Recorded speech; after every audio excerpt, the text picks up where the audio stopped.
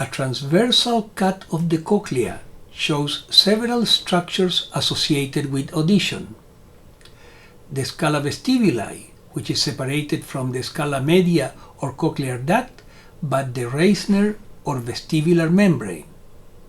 The organ of Corti, which sits in the basilar membrane, which in turn separates the scala tympani. The scala vestibuli and the scala tympani are both connected at the tip of the cochlea by the helicotrema and are both filled with perilymph, which is a fluid high in sodium.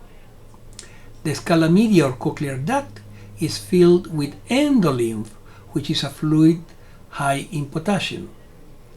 The organ of Corti is made up of 3 rows of outer hair cells and 1 row of inner hair cells. All hair cells are associated with a variety of support cells which in the upper part, connecting to the cuticular plate of the hair cells, form a reticular membrane which is impermeable to the endolymph in which the stereocilia is based. Within the organ of Corti, below the reticular membrane, there are several spaces, such as the tunnel of Corti, which are filled with corticolymph, a fluid with similar characteristics than perilymph and to which the body of the hair cells are exposed.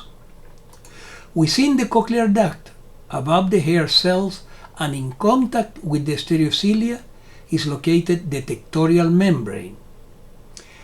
Once the vibration is received by the oval window, it travels through the scala vestibuli as a pressure wave in the perilymph, pressure wave which is transmitted through the vestibular membrane to the endolymph in the cochlear duct. This pressure causes the basilar membrane to oscillate, and the pressure is dissipated by the perilymph of the scala tympani once it reaches the round window.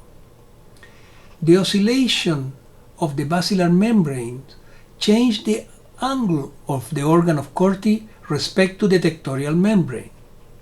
As a consequence of this, the stereocilia of the hair cells bend toward the taller stereocilia, thus opening the potassium channels and depolarizing the hair cells as the first step to generate an action potential in the ganglion cells which leave the cochlea through the cochlear nerve, carrying the action potential to the brain.